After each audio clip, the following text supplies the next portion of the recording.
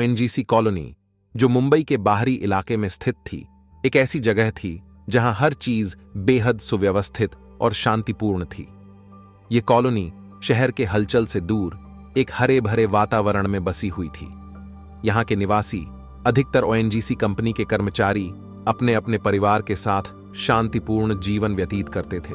इस कॉलोनी में बच्चों के लिए एक बड़ा पार्क, स्विमिंग पूल और कई खेल के मैदान थे। लेकिन इस साल की गर्मी की छुट्टियों में एक खौफनाक घटना ने पूरे कॉलोनी को हिलाकर रख दिया। इस कहानी की नायिका है आर्या, जो केवल 7 साल की एक मासूम बच्ची थी। आर्या के माता पिता विवेक और मृणाल शर्मा कॉलोनी में पिछले 5 वर्षों से रह रहे थे।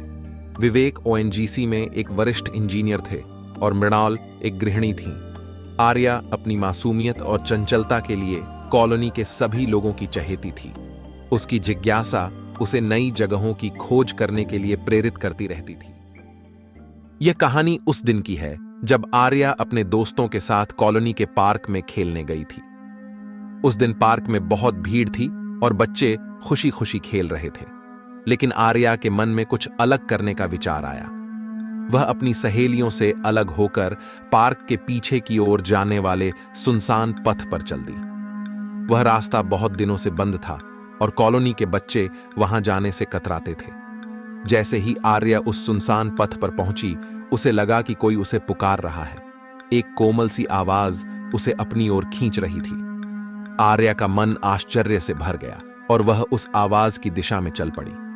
वह पथ एक पुराने और सुनसान पड़े कुएं की ओर जाता था। आर्या ने कुएं के पास पहुंचकर नीचे झांकने की कोशिश की। अचानक उसका पांव फिसला और वह कुएं में गिर गई। कुएं के अंदर अंधेरा और सन्नाटा था। आर्या को कुछ देर के लिए कुछ भी समझ नहीं आया। उसे गहरी चोटें आई थीं और दर्द से कराहते हुए उसने मदद के लिए चिल्लाना शुरू कर दिया। लेकिन उसकी आवाज सुनने वाला वहां कोई नहीं था। वह कुएं की गहराई में बेहोश हो गई। शाम तक जब आर्या घर नहीं लौटी तो मृणाल को चिंता होने लगी। उसने सोचा कि शायद आर्या अपने दोस्तों के घर चली गई होगी। लेकिन जब रात हो गई और आर्या का कोई अता पता नहीं चला तो मृणाल और विवेक चिंतित हो गए। विवेक ने तुरंत कॉलोनी के सुरक्षा गार्ड्स और पड़ोसियों को आर्या की खोज के लिए बुलाया। पूरे कॉलोनी में आर्या की तलाश शुरू हो गई। लोग पार्क, खेल के मैदान और आसपास की गलियों में उसे ढूंढने लगे। लेकिन आर्या का कहीं पता नहीं चला। कॉलोनी के लोग परेशान हो उठे और पुलिस को सूचित किया गया। पुलिस ने आते ही आर्या की खोज में तेजी दिखाई और कॉलोनी के हर कोने को छान मारा। आर्या के लापता होने के बाद कॉलोनी में अजीब घटनाएं घटित होने लगीं। लोग रात में अजीब आवाजें सुनने लगे, जैसे कोई बच्चा रो रहा हो।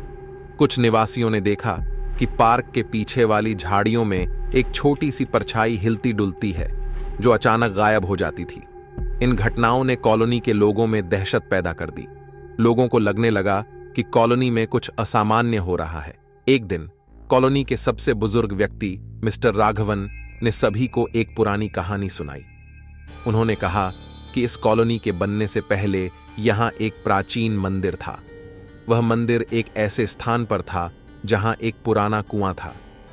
उस मंदिर के पुजारी की एक छोटी बेटी थी, जो एक हादसे में उसी कुएं में गिरकर मारी गई थी।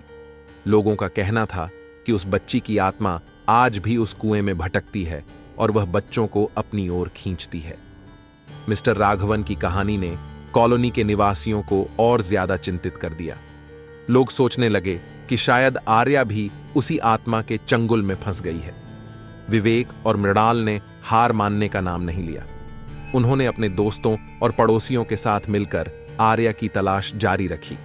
एक दिन आर्या की एक सहेली सिया ने मृणाल को बताया कि उसने आर्या को आखिरी बार उस सुनसान पथ की ओर जाते देखा था। यह सुनकर विवेक ने उसी पथ पर खोज करने का निर्णय लिया। विवेक ने अपने कुछ दोस्तों और पुलिस अधिकारियों के साथ मिलकर उस पुराने कुएं की खोजबीन की। जब वे वहां पहुंचे तो उन्हें वहां के पेड़ों और झाड़ियों में आर्या की बालों का क्लिप और उसकी छोटी गुड़िया मिली। यह देखकर विवेक को यकीन हो गया कि आर्या इसी कुएं में हो सकती है। उन्होंने पुलिस की मदद से कुएं के अंदर उतरने का फैसला किया। पुलिस ने रस्सियों और टॉर्च की मदद से कुएं के अंदर जाकर देखा। कुछ देर खोजने के बाद उन्हें कुएं के नीचे एक छोटी सुरंग मिली जो और गहराई में जाती थी। पुलिस ने सुरंग के अंदर जाकर देखा और आखिरकार उन्हें आर्या बेहोश अवस्था में मिली। आर्या को सुरक्षित बाहर निकालने के लिए पुलिस ने जल्दी से काम किया। जैसे ही आर्या को बाहर निकाला गया, उसके चेहरे पर राहत और खुशी का भाव था। उसने तुरंत अपने माता पिता को देखा और उनके गले लग गई। आर्या को मामूली चोटें आई थीं, लेकिन वह सुरक्षित थी। उसके बचाव के बाद पूरे कॉलोनी में राहत का माहौल बन गया। आर्या ने होश में आने के बाद एक अजीब कहानी सुनाई। उसने कहा कि जब वह कुएं में गिरी तो उसे एक लड़की की आवाज सुनाई दी। वह लड़की उससे बातें करने लगी और उसे कहने लगी कि वह यहां उसकी मदद करने आई है। आर्या ने बताया कि वह लड़की उसे वहां से बाहर निकलने का रास्ता दिखा रही थी और उसे आश्वस्त कर रही थी कि वह सुरक्षित रहेगी। आर्या की बातों ने सभी को चौंका दिया। क्या वह आत्मा सचमुच वहां थी या यह सब आर्या की कल्पना थी? यह सवाल सबके मन में घूम रहा था। आर्या के सुरक्षित मिलने के बाद कॉलोनी में सब कुछ धीरे धीरे सामान्य होने लगा। लोगों ने उस सुनसान पथ को फिर से बंद कर दिया और वहां जाने की मनाही कर दी। मिस्टर राघवन की कहानी अब भी लोगों के बीच चर्चा का विषय थी। लोगों को विश्वास हो गया था कि उस आत्मा ने ही आर्या को बचाया था। ओएनजीसी कॉलोनी की यह घटना एक रहस्य बनकर रह गई। आर्या और उसके परिवार के लिए यह एक नई शुरुआत थी। उन्होंने इस घटना से सबक लिया और आर्या की सुरक्षा का खास ध्यान रखने लगे। यह कहानी हमें यह सिखाती है कि हमारे आसपास कई ऐसे रहस्य होते हैं जिन्हें हम समझ नहीं पाते। कभी कभी यह रहस्य हमें भयभीत करते हैं, लेकिन इन रहस्यों में भी अच्छाई होती है। ओएनजीसी कॉलोनी ने इस घटना के बाद सुरक्षा उपायों को और सख्त कर दिया।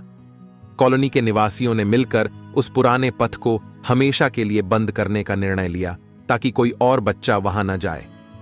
आर्या अब बड़ी हो गई है, लेकिन वह कभी कभी उस रहस्यमयी बच्ची के बारे में सोचती है जिसने उसकी मदद की थी।